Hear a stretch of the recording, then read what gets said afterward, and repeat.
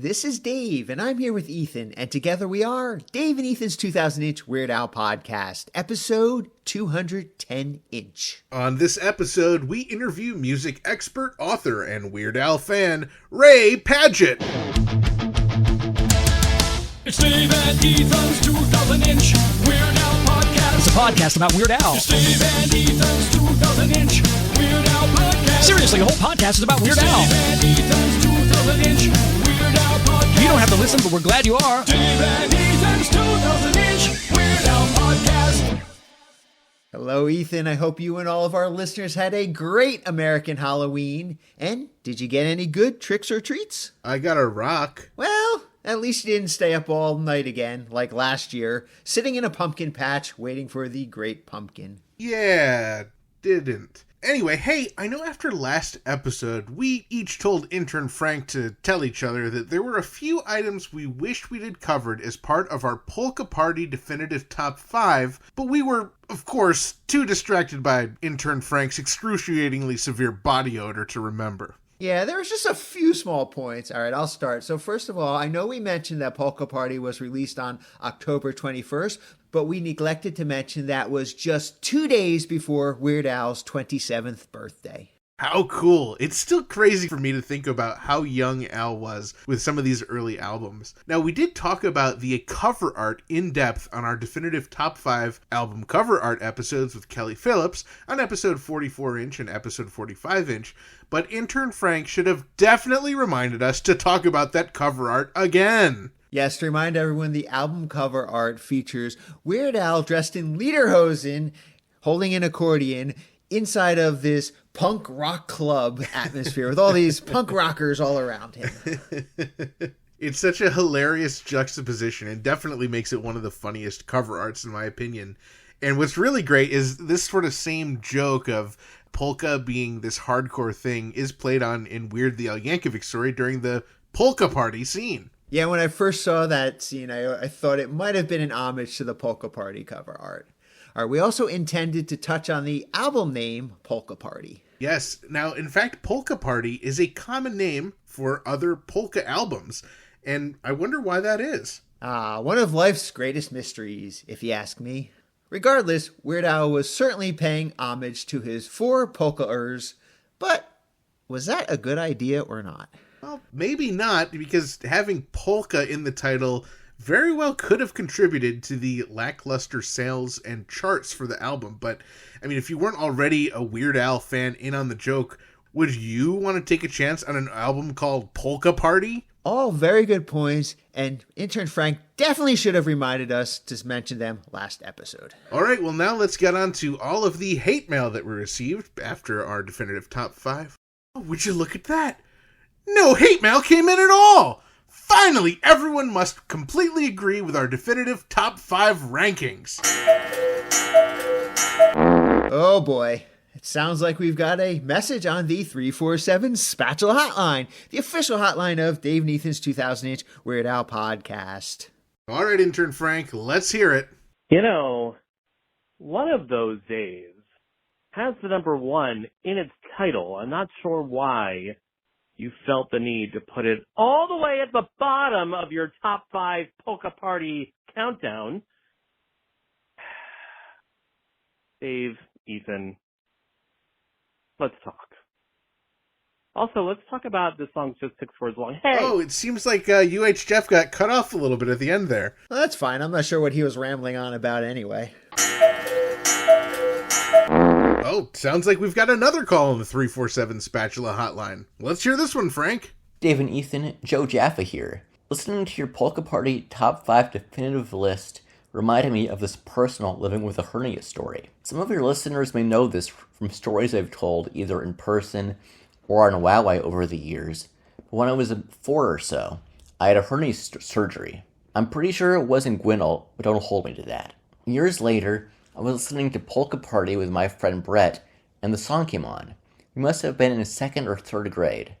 He said something to the effect of how weird of a song topic it was. And I told him that, well, I used to live with a hernia myself. He looked at me completely stunned and asked, "Where did he sleep?" I replied, here. and pointed to the area on my body where a hernia would be. What? Brett exclaimed. I explained to him what a hernia was as best an 8-year-old could. Oh. Turns out he thought hernia was a term for a homeless person. Years later, when we were in our 20s, I brought up the story, and he said it was because of the homeless guy on the album cover. I questioned this again, and he got his albums crossed and thought Mr. Frump on the cover of the self-titled album was a homeless person living in Al's room. Thanks, guys. Have a great week. Wow, that is such a great story. Thank you so much for sharing that with us, Joe. All right, Dave, I think it's time for what's happening in Weird Al related news. The nominations for the 2024 Grammys will be announced on Friday, November 10th. This year, the nominations will be revealed via a live stream event featuring past Grammy Award winners, including a 5-time Grammy Award winner named Weird Al Yankovic. The Grammy nomination event will be streaming live starting at 7:45 a.m. Hollywood Star Time. That's 10:45 a.m. Burrito time on Grammy.com and YouTube. And don't forget to catch the Grammys, which are scheduled to air live on Sunday, February 4th, 2024 from Crypto.com Arena in Los Angeles. You know, assuming there's a reason or 3 to watch. Last week, Weird Al posted a photo on his Instagram posing with Will Forte, Ted Danson, Mary Van Steenbergen, Kristen Shaw, and Jason Sudeikis at an event, but he did not provide much more context than that. As it turns out, that photo was taken on the blue carpet for the Boys and Girls Club of Metro Los Angeles' 2023 Stronger Together Gala. Not only did the gala celebrate the Boys and Girls Club and raise money for their efforts, it has come to our attention that Weird Al himself was a surprise guest. Weird Al joined Will Forte and Jason Sudeikis on accordion to sing what sounds like a parody to the tune of We Are the World. And later in the song, Kristen Shaw even joined them on stage. We're hoping to track down a full recording as well as some context for this song, so if you can help, please reach out. Saturday, November 4th marks 1 whole year since the Roku channel's official on-screen debut of Ethan and Me in Weird the Al Yankovic Story. To celebrate this momentous occasion, the Roku channel is doing a special contest on their X and Instagram profiles where you'll have a chance to win a vinyl edition of the film's soundtrack. And not too long after the anniversary, a week from Friday on November 10th, Ethan and my appearance in Weird the Al Yankovic Story will be available for purchase in all its commercial-free glory in North America on iTunes and wherever else you buy digital movies. And after that, then we only have to wait another month and 2 days for December 12th, which is the official North American release of Dave and my appearances in Weird the Al Yankovic Story on DVD, Blu-ray, and 4K Ultra HD Blu-ray. How pretty stinking majestic. From all of us here at Dave and Ethan's 2000-inch Weird Al podcast, congratulations to us and everyone else involved with Weird the Al Yankovic Story. We have some sad news to share. Well-loved actor Matthew Perry passed away last Saturday at the age of 54. Matthew is probably best remembered for portraying Chandler Bing in the sitcom Friends, with arguably his greatest performance coming in the final episode of Season 9, where he said that Monica looked like Weird Al. Weird Al parodied I'll Be There For You, the theme song for Friends, with the concert-only theme from Home Improvement, also known as I'll Repair For You on the Bad Hair Tour. From all of us here at Dave and Ethan's 2000-inch Weird Al podcast, Gil and chill in peace, Matthew Perry. And in other sad news, recently, Suzanne Summers passed away at age 76. Suzanne famously starred in the sitcom Three's Company, which is mentioned in 2 Weird Al songs, The Brady Bunch and Syndicated Incorporated. And Suzanne also appeared in Michael Jackson's music video for Liberian Girl, which also features a cameo from Weird Al. From all of us here at Dave and Ethan's 2000-inch Weird Al podcast, Gil and chill in peace, Suzanne Summers. In much lighter news, Dave, I had the pleasure of spending some time with past guest and friend of the podcast, Zach Sherwin, last week. Oh, cool! Is this episode brought to you in part by the restaurant that made the food that you two enjoyed together? You mean vegan burrito restaurant Burrito, home of the 2-pound double wrapped in a quesadilla burrito, and Wizard Burger in Albany, New York? Yes, I do. Did you go on down to Burrito and Burrito your Burrito? I sure did, but I decided to pass on Wizard Burger's mouthwatering, loaded, dare I say, beefy vegan burgers in lieu of the burrito. Well, you guys ate in Albany. I can only guess where the burritos went from there. In and right back out. That's right, because they fed a hungry Zach and me with out-of-this-world, plant-based, real food, always vegan style. Did you visit burritosquared.com and wizardburger.com to order ahead? Yes, I did. It was so convenient to have my order already made before I got there by the lovely co-owner, Chris. All right, well, now that you reported on your dinner from the other night, Ethan, would you care to report on what's happening in Ethan Allman-related news? Well, of course, Dave. Now, this is very exciting. I'm excited to announce that I'm going to be moderating a Q&A with the legendary, one and only William Shatner coming up very soon. How pretty stinking majestic. I cannot believe that you are going to moderate a Q&A with someone mentioned in a Weird Al song.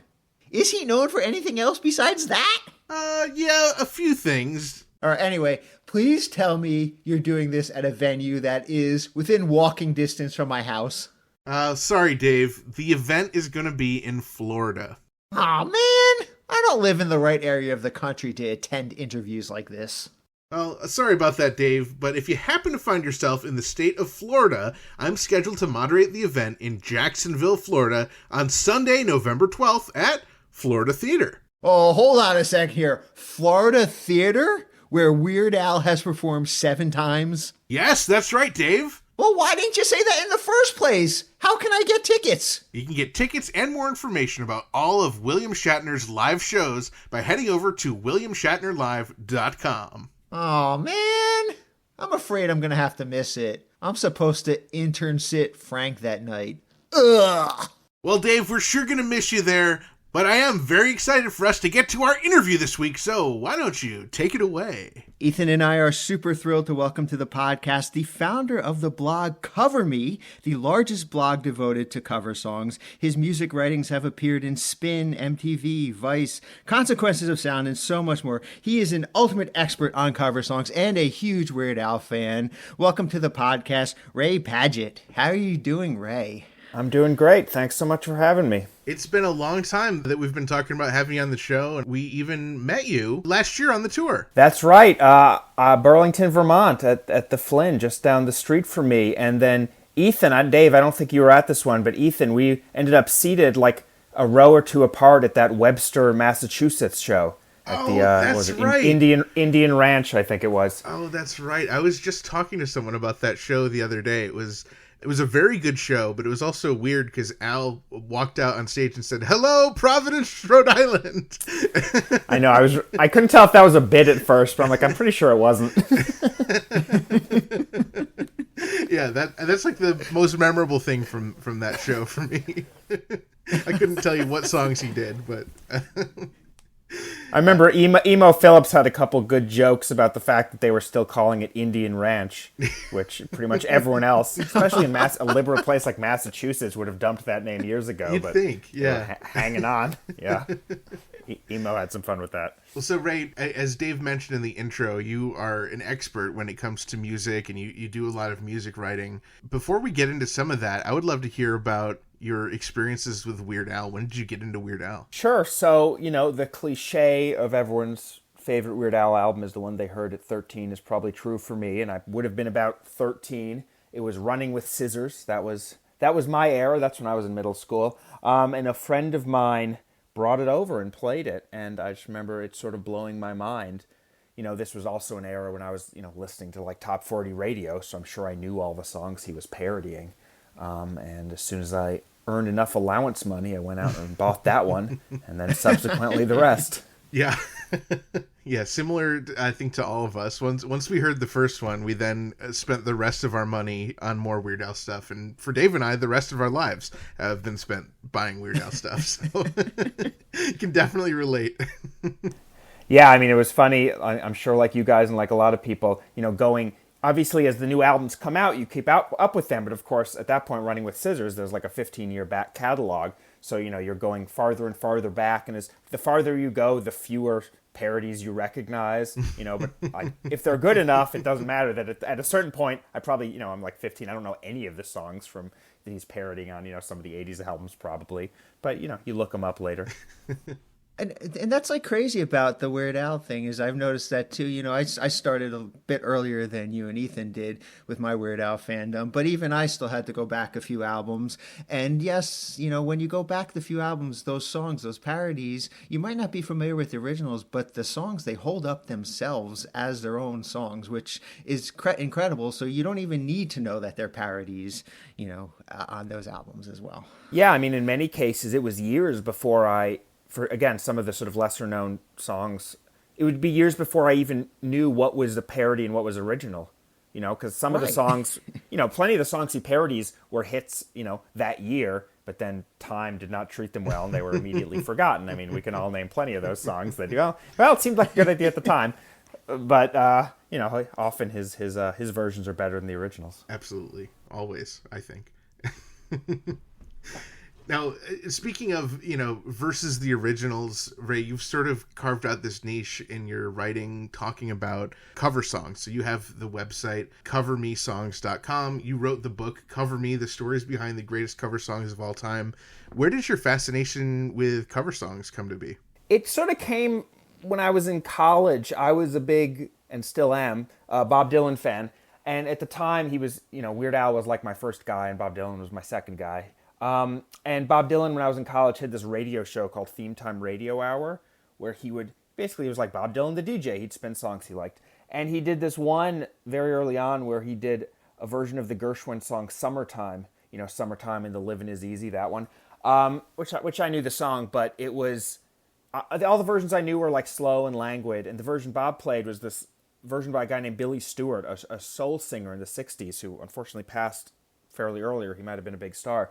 But it was like fast and up-tempo and scatting and drum solos, and I remember listening to that and sort of thinking, I didn't know you could do this to a song. Like, take the same lyric, the words are the same, but change everything about the music. And so, that was going on 20 years ago now, and I'm sort of still in it. Wow. And so you do address this in your book, but in your book Cover Me, there is an entire chapter about Weird Al. And of course, Weird Al is not known for covers, he's known for parodies. Do you want to enlighten our audience why he qualified for an entire really great chapter in the book? Sure. So, yes, I sort of joke not even joke, I say in the intro, which I think is true, that I consider the parody sort of like the cousin to the cover song, in the sense of what I was just saying about the cover song being you keep the lyrics and you change the music.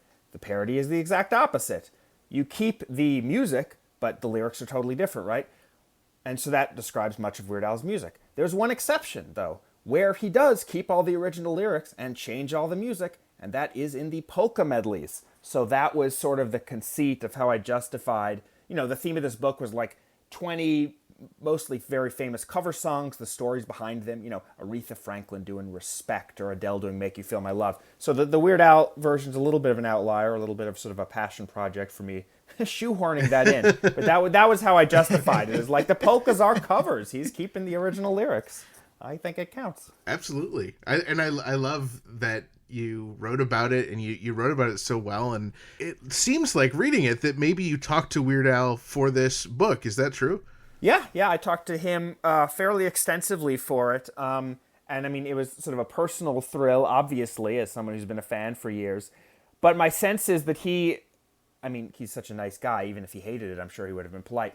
But he joked at one point that, like, he's done a million interviews. No one's ever only asked him about the polka medleys, right? We're on the phone for like an hour. I don't ask him about Smells Like Teen Spirit or White and Nerdy or any parody at all. We're only talking polka medleys. So it was kind of fun being able to talk to him exclusively about something that he doesn't get asked about very much. Yeah, that's really cool. It's a really well-written chapter in this book. The song that you introduced is Polkas on 45 off of the In 3D album. And then, of course, you kind of go into some of the other polkas later on, but it was really interesting, and I don't want to give it away too much because I want people to read this on their own, but you really go into pretty deep with Weird Al on the polka medleys, including, how he handles the royalties and gets the permissions, and even like a lot of behind the scenes of how he creates the certain sound effects and things in there. So it's a really great chapter interview with Weird Al about his polka medleys. Well, thank you. That was sort of what was so fun about it, is really getting granular. And like you mentioned, the sort of how the permissions and stuff works. I mean, this whole thing is nerdy, but that's like really nerdy. But I just found it fascinating. And again, it's sort of, I was trying to, like, with this book, the idea was to like tell the story of the cover song through these individual songs. So like whenever I could, I tried to tie it to some broader theme. And that I found a really interesting one because I could sort of explain. And, some people don't know this. A cover song, you don't need anyone's permission.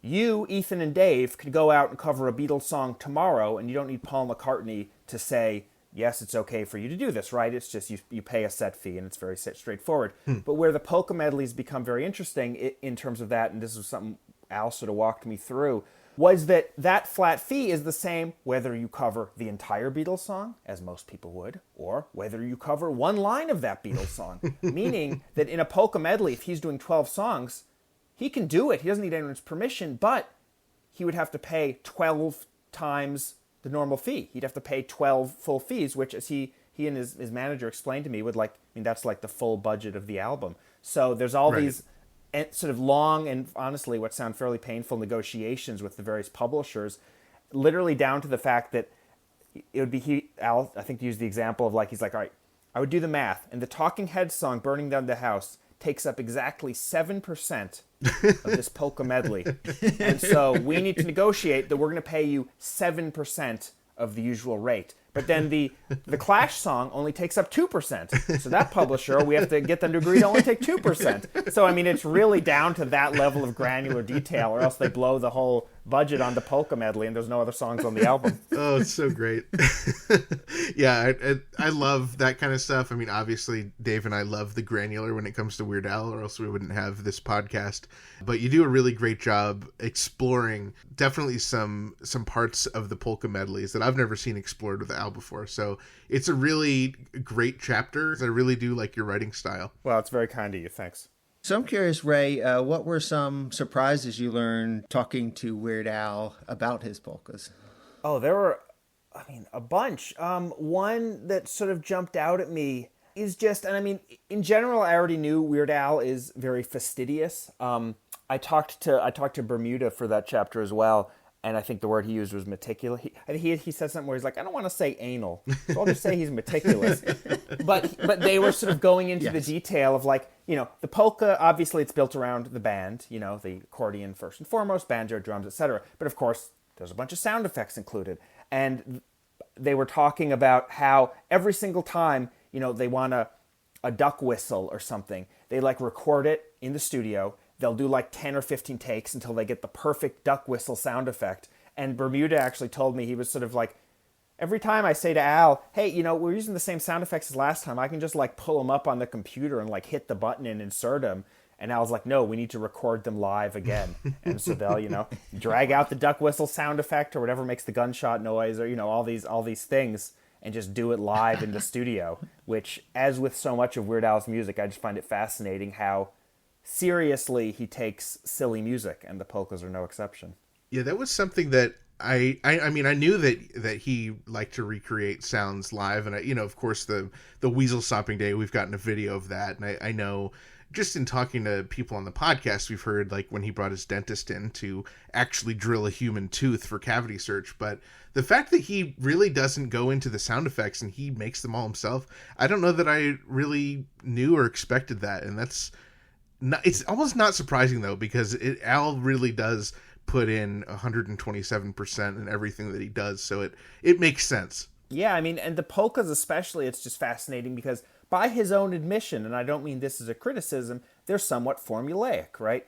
The polka on one album is, by definition, going to sound kind of like the polka on the next album, just with different songs included. So the sounds he's using, from the effects to the instruments to the, the tuba that seems to come in every time, he's using sort of the exact same instruments, the exact same colors every single time. Yet he's not just going to be like, well, we recorded it last time, I'll just put in some new words over this little bit. It's all from scratch every time. Yeah, I love that, especially when we talk to people who like work on his music videos or things where it seems like the budgets are always really tight and, things are kind of duct tape and Q-tipped together in a sense, but it sounds like when it comes to the music, Al doesn't really spare any expense. Yeah, that's right. He just makes his manager spend years of his life negotiating with publishers to get 7% of the usual rate. Another great thing about this chapter is that you go into the entire history of Weird Al's polka medleys, starting from the very first ones that he did in the coffee houses with Joel Miller, all the way up through the last one on the last album. So it's a really great for historians like Ethan and myself who love the history of Weird Al to be able to read something like this and learn the entire history of the polka medley. So this is really something that I think people want to pick up for their Weird Al collection. Of course, the book is called Cover Me, the stories behind the greatest cover songs of all time. And the chapter on Weird Al, I give it 5 stars. It's amazing. 5 out of how many stars, Dave? I don't know if I want to hear the answer to that. I just want to say that when it comes to books about Weird Al and featuring Weird Al, I would put this right up on the shelf next to Bermuda's books and Lily Hirsch's book. It's really up there as one of the things that you need in your collection. Well, thank you. Sort of one of the biggest honors of the whole thing was when it came out. I don't remember the exact timeline, but it came out a few months before he kicked off the first Vanity tour, and I was lucky enough to be able to go to the opening show, the one in Poughkeepsie.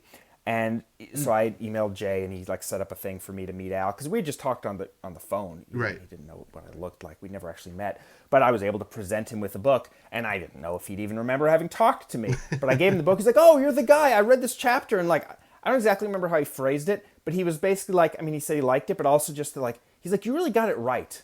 Something like that. And I felt like, again, he's like, I know he's meticulous. He said something like, some people, a lot of the articles I read about me, I don't know, the facts are wrong, or I feel like they didn't quite get it right. It feels like you really got it right.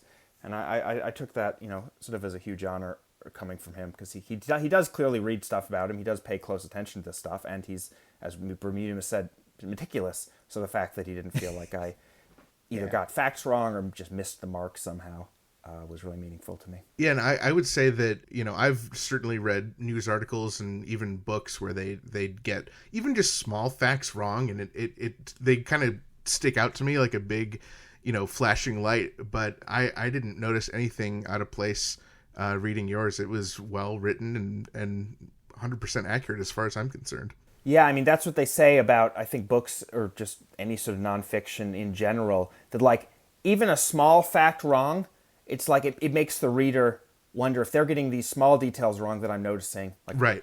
How can I trust them to get the big things right? You know what I mean? And so I'm somewhat, I won't say anal either. I'll say meticulous too, like Bermuda. But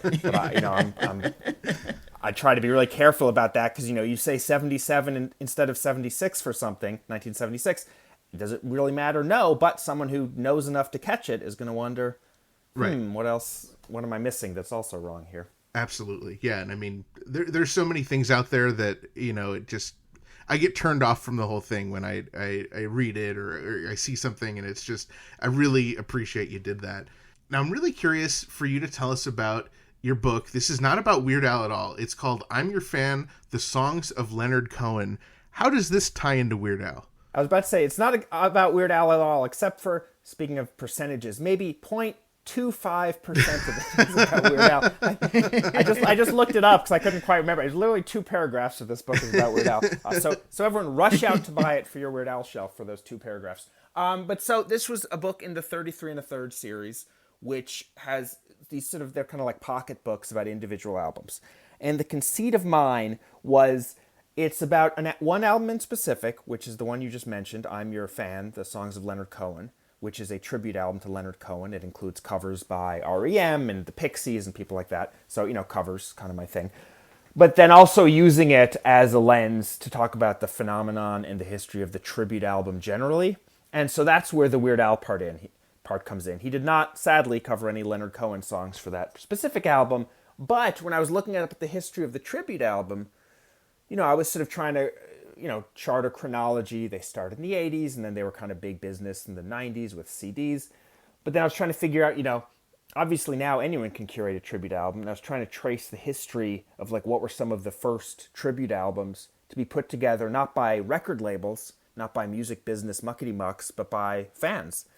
And the first one I found evidence of was from Joe Kraus, who did a tribute album in the 90s called Prosthetic Lips, that I'm sure some people know or remember. Came out in 96, and it was put together just by fans on a Usenet message board. Yeah. And it's just a whole bunch of Weird Al songs. And so, like I say, I like shoehorning Weird Al into my books when I can, but I have to figure out a way to justify it. But as far as I could figure out, that was the first sort of internet fan-driven tribute album. So I emailed Joe. I know you guys have talked to him more extensively than I have, but we exchanged some emails. I had no idea what the backstory was, much less that he was 14 years old when he put this thing together, which totally blew my mind. Incredible. He's like producing a tribute album at 14 out of his parents' basement or whatever. So that's the that's basically the 2 Weird Al related paragraphs in the book. That's enough for us. I mean, we both have a copy of the book on our shelves, so Absolutely. Now, I'm curious if there's any Weird Al in your latest book. It's called Pledging My Time, Conversation with Bob Dylan Band Members. Did you work Bob into this at all? I wish I had, just so I could have sold copies to you two. I think I might have broken my streak. And in my defense, this book is mostly Q&A interviews, so it's mostly other people's words rather than my words. I did the interviews and the reporting, but I let them talk. And sadly, I don't think anyone brought up Weird Al. I mean, it's interesting. I'm just thinking out loud here, but in a way, comparing Al to Bob Dylan. So the conceit of this book, briefly, is just interviewing a bunch of musicians who played with Bob Dylan, from people in the 60s to people recently. And I mean, the number of people who played with Bob Dylan is like in the hundreds, if not low thousands, right? And it's just striking how different that is than Weird Al. Like, the number of core Weird Al band members is, 4, right? And I know there's a few other people. Yep. Someone does horns and Lisa Popeil does bass. Like, there's other people occasionally, but basically he's had the same band his entire career, which is so different than Bob Dylan and would unfortunately make a version of this book about Weird Al very difficult because there's not very many people to interview. It would be one long chapter with Jim, one long chapter with Ruben, Steve, Bermuda, and that's the end of the book, You're kind of out of book at that point. We've pretty much talked to all of them at this point. I think there's a handful of people who maybe did a hand fart on one of his songs that we haven't talked to, but... Yeah, no, I know, exactly. It's a short list. With Dylan, there's way, way, way more people to go after.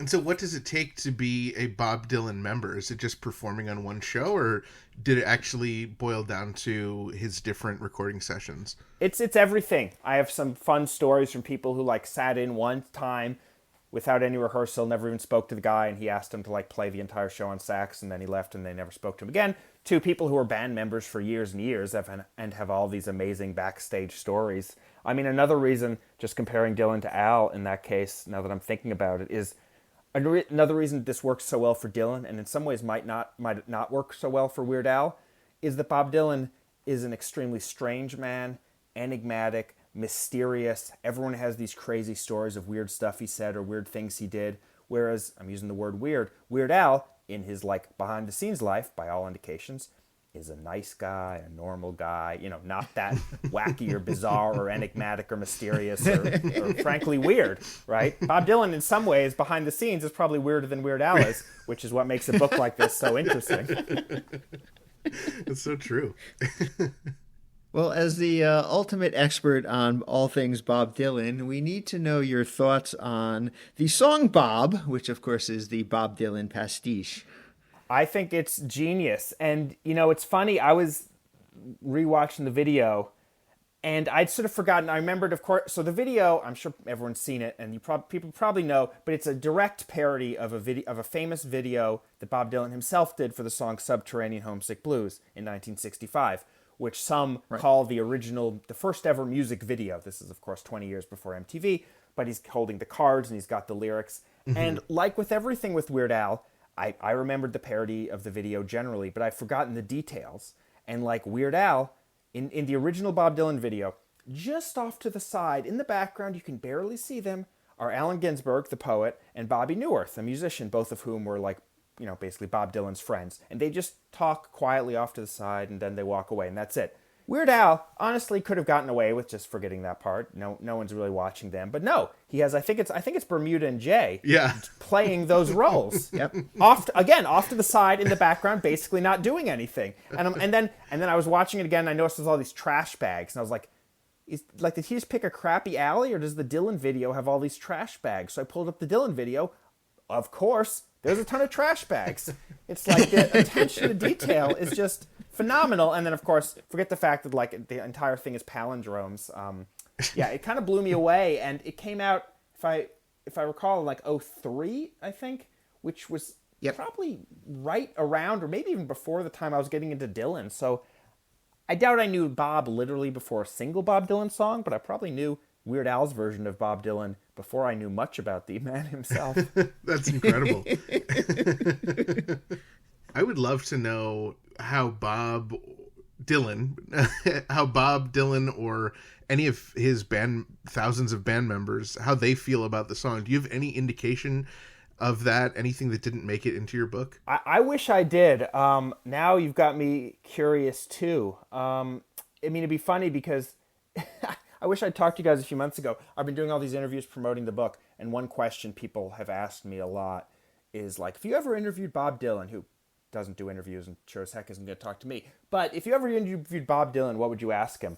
And I kind of hem and haw. It's a hard question to answer, but now I like the idea of just asking him, what did you think of the Weird Al song Bob? And then that's it. All right, thank you. Have a good one. Maybe one day. Or instead of asking him what does he think, ask him, does he think that Weird Al's video for Bob, is it a music video or just a sketch? Make it an even more bizarre question. Too bad that wasn't a bigger hit, or they could have worked that plot line into the movie, kind of like they did with Michael Jackson, that Bob Dylan ripped off the Weird Al video concept. Oh, that would have been great. I love it. So, Ray, looking back at Al's catalog, there are some songs outside of the polka medleys that I would say qualify as being covers. And, of course, I'm not talking about the live covers, but actual legitimate covers like George of the Jungle or Beverly Hillbillies. Are there any that really jump out to you as your favorite? Or are there ones that you have written about or want to write about on covermesongs.com? Yeah, I'd say probably the one that'd be my favorite is the one you just listed, Beverly Hillbillies. And honestly, I think that one's more successful because, of course, the music is money for nothing. It's different music. Yeah. As opposed to something like George of the Jungle, where you're kind of like, I don't really know why he bothered putting this on an album. Like, it's just George of the Jungle. You know what I mean? Right. That's it. Sort of gets into like, people ask me what makes a good cover, and my answer to that is always to sort of flip it. And I'm like, anything can be a good cover, but what makes a bad cover? The answer is it sounds exactly like the original, right? Right. And I'm talking about what you put on albums. It's different. Again, the live covers he did, they mostly performed them like the original. That's fun. That's fine. But like, if you're gonna go to the effort of like releasing it properly, why bother doing it if it sounds just like the original? So something like Beverly Hillbillies, where the lyrics may be the same, but the music is totally different. That's sort of what I like about a cover. Mm.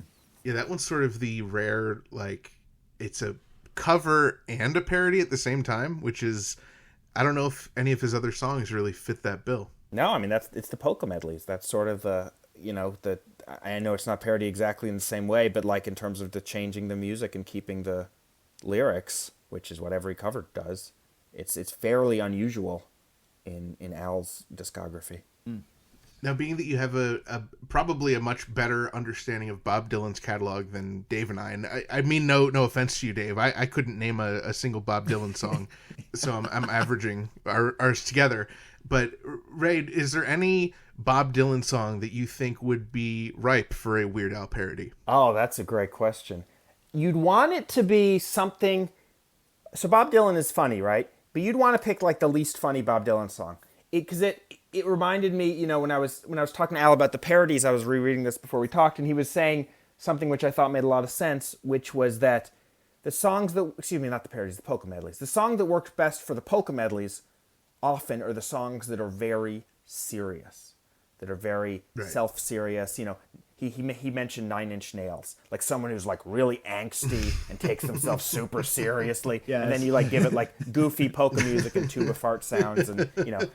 So I think for a Bob Dylan parody, you'd kind of want the same thing. You'd want something like Desolation Row or Visions of Johanna, both of which are these like totemic Mount Rushmore songs with amazing poetry, and they're slow and they're somber, and like I feel like that's sort of the one you'd want Weird Al to take the piss out of, as opposed to a song where Bob Dylan himself is joking, which he does do sometimes. Right.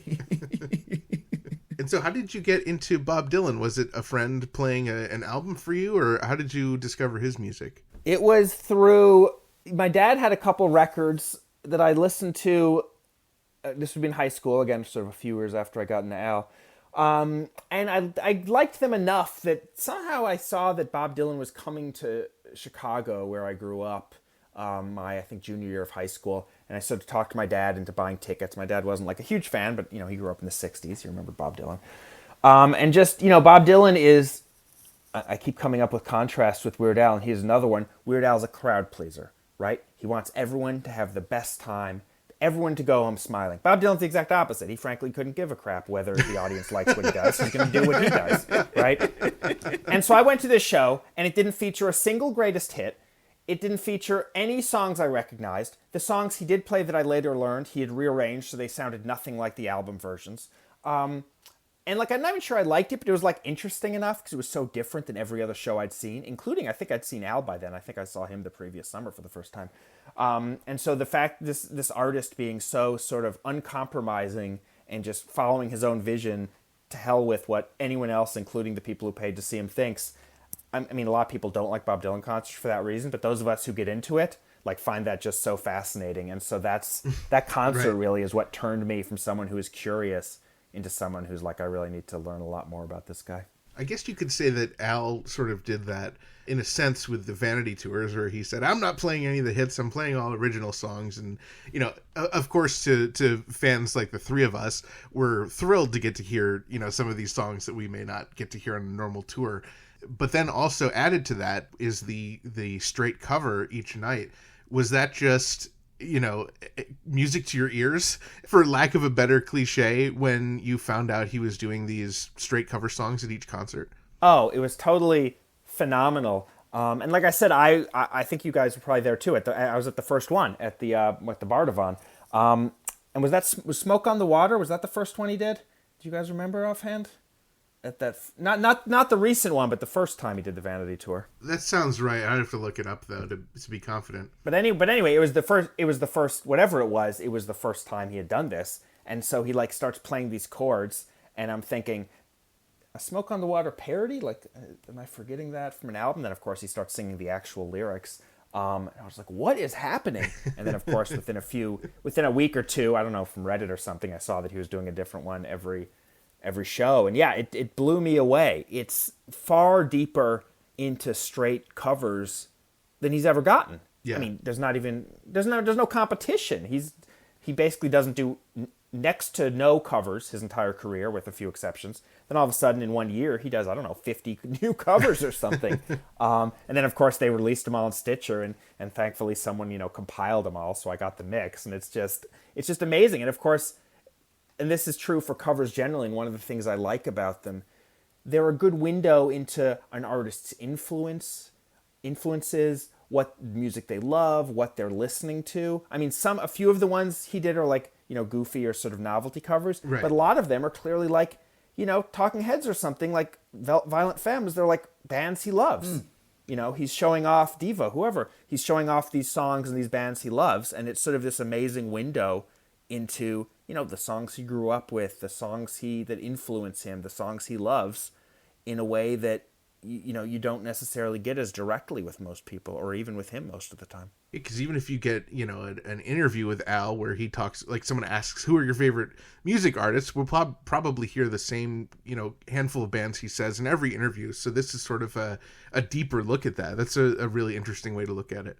Yeah, and I mean, you can't really judge who he's listening to or who he loves from the parodies either, because to some degree he's been stuck with what's popular. And, some years he probably likes what's popular more than other years. It's just, he has to sort of go with what he thinks the kids are listening to at the time he's trying to put together an album. So it's just, I just love that, when an artist will sort of do that and you just see these are the songs they know, these are the songs they love, these are the songs they thought of in soundcheck that day. I mean, who knows, but it's just fascinating. Yep, and I was able to confirm for you, Ray, that yes, the very first song on the very first Vanity tour at the Bardavon Opera House was Smoke on the Water by Deep Purple. Wow. Great memory, Ray. Like I said, I paid a lot of attention to the cover songs, yep. It's impressive. Well, how about then the cover that he did at the Flynn for Nobody But Me by the Isley Brothers and the Human Beings? What was your thoughts on that one? So it blew me away. And honestly, it's sort of a funny, just personal connection. We had, in June 2020, our first kid. So by that show, I guess she would have been, 2? And we at one point saw a concert. I mean, it was a pandemic, so it was outside something, but it was like a surf rock band, and they covered Nobody But Me. And she was just learning how to speak. And so she just kept going, no, no, no, no, no, no. She couldn't really do the rhythm, but she got it. So it was like her favorite song was Nobody But Me. Yes. And this is, 6 months before the show at the Flynn. And then here I am at the Flynn, and he's doing this song that we've had on repeat on the Alexa because it's the song she always wants to hear. And now Weird Al's covering it. I was totally blown away. What a crazy coincidence. I know. It was wild. I was like, this is nuts. That is incredible. That's a great story. Well, Ray, it's really been a pleasure getting to have you on the podcast finally. Thank you for bringing your expertise in both Bob Dylan and Weird Al to us. We can check out your book, Cover Me, The Stories Behind the Greatest Cover Songs of All Time, featuring the chapter about Weird Al and Polkas on 45, as well as your book, I'm Your Fan, The Songs of Leonard Cohen, which, as we talked about, features a couple paragraphs about something related to Weird Al. And then, of course, your brand new book has nothing to do with Weird Al, but sounds like a really interesting book, Pledging My Time, Conversations with Bob Dylan Band Members. And all those are available on Amazon and where books are sold. That's right. Well, yeah, no, it's been fun. People in my real life usually cut me off from talking about Weird Al well before the 45-minute mark. So it's been a treat to have an excuse to go a little longer. Once again, Ethan and I would love to thank Ray Padgett for joining us on this episode. Be sure to check out his books as well as his website, covermesongs.com. This episode is brought to you in part by Discover Darwin, promoting tourism in Darwin, Minnesota. Not only is historic Darwin, Minnesota beautiful, it's also culinary. It's that time of the year again in Darwin, Minnesota. What time of the year is that exactly, Dave? It's the spookiest holiday of the year in Darwin, Minnesota. You mean Halloween? That was yesterday. No. This holiday is even spookier. Even spookier than Halloween? That's impossible! Well, every November 1st, residents of Darwin, Minnesota celebrate National Cook Your Pets Day. Say what? No way that's a real holiday in Darwin, Minnesota. It sure is. It says right here, take this day to cook a delicious meal of your pets. Wait, let me see that. Dave, it's not National Cook Your Pets Day. It's National Cook for Your Pets Day. And it doesn't say take this day to cook a delicious meal of your pets. It says take this day to cook a delicious meal for your pets. Oh boy, well, that changes everything. And why would you pick National Cook for Your Pets Day, Dave, when November 1st is also National Authors Day, and we literally had an author on this very episode? Well, I like Ray, and I didn't think we should cook him. Visit Darwin, Minnesota on your next sizzling expedition. Discover Darwin, more than just the twine ball. And after you visit Darwin, Minnesota, be sure to attempt to visit discoverdarwin.biz. Dave and Ethan's 2000-Inch Weird Al podcast is brought to you absolutely free thanks to our incredible sponsors, Burrito, Wizard Burger, Jackson Scoggins, and Discover Darwin. Our podcast is also supported by everyone else in our Patreon family, with special thanks to our amazing close personal friend level Patreon supporters. Allison, Ajax, Blair, Kev, Ron, Scotto, Gus and Alicia, Zach, Dana P, UH Jeff, Adriana, Jake, Javier, Zeb, Matt, Kenneth, and thanks to Adrian and everyone else in our pretty stinking majestic Patreon family. If you enjoy our festeringly family-friendly Weird Al podcast, please consider supporting us at patreon.com/2000inch. There are awesome benefits like getting your name read on the podcast, your own private RSS feed, which gives you early access to each and every bonus episode, and the self-satisfaction of doing something important with your otherwise pitiful, meaningless existence. And if you're looking for a reason, now would be a good time to join because you'll be the very first to hear each and every one of our remaining brand new, ridiculously self-indulgent bonus episodes the very instant that they drop.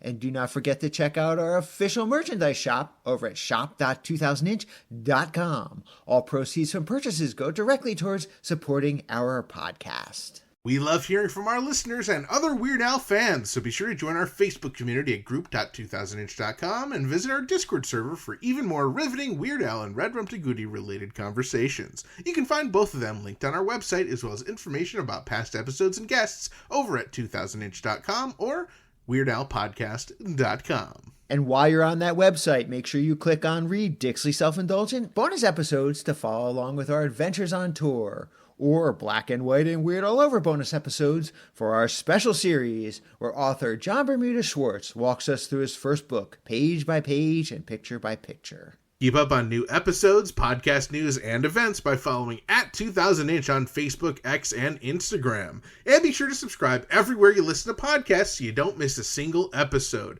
Not only does subscribing help the podcast, but it may lead to you moderating a discussion with William Shatner. It worked for me! Plus, we also love it when we receive voicemail via official patent-pending 27-hour-a-day podcast hotline 347 Spatula, as seen in the 2023 Ringo Award-winning graphic novel, The Illustrated Al, The Songs of Weird Al Yankovic. That number is 347-772-8852. Give it a call or a text, and you might even hear your message in a future episode. Thank you once again to our guest, Ray Padgett, for joining us this episode. Thank you to Aaron Henry, Joe Jaffa, Jeff Nucera, I guess, Brad Hebert, the 2018 Weird Al Vanity Tour Song Tracker, and the 2022 through 2023 Weird Al Vanity Tour Song Tracker. Thank you to the Grammy Award-winning Jim Kimo West for our incredible podcast theme song. And thank you to the Emmy-nominated and 5-time Grammy Award-winning Weird Al Yankovic, as this podcast probably would not exist without him. And a big thank you to all of you, our loyal listeners, subscribers, Patreon supporters and sponsors, and everyone else who makes our podcast possible. Thank you for choosing Dave and Ethan's 2000-inch Weird Al podcast. And until next time, remember to gill and chill, keep listening to Weird Al, and stay vegan cheesy. Ethan, I absolutely love that you will be moderating a Q&A with Mr. William Shatner. And you know what? Because I'm so proud of you, and you're such a good friend, I've taken it upon myself to write all of your questions for you in advance. Okay, that's it's very nice of you, Dave. Can I hear them? Sure, absolutely. All right, he's a Star Trek fan, right? Is that one of your questions? No. Okay, assuming he's a Star Trek fan, there's something I've always wanted to know. Make sure you ask him who he likes better, Kirk or Picard. Yeah, I'm not going to ask him that. Well, he went to outer space, right? Well, did he see any slime creatures while he was there? That doesn't even make sense. Oh, and he hosted Stars on Mars. Were there any radioactive hamsters around during filming? Dave, he didn't go to Mars. They filmed that in Australia. Okay. Ask him if he's ever gone bowling on the Starship Enterprise.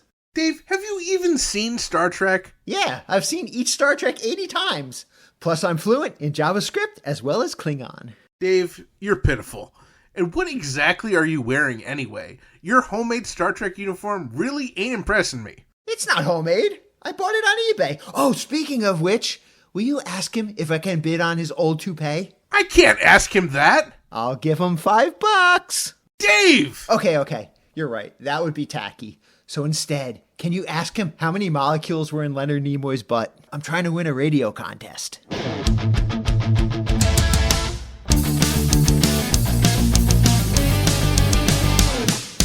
That was Dave and Ethan's 2000-inch Weird Al podcast, episode 210-inch. And that's why I'm not even welcome at the Star Trek convention.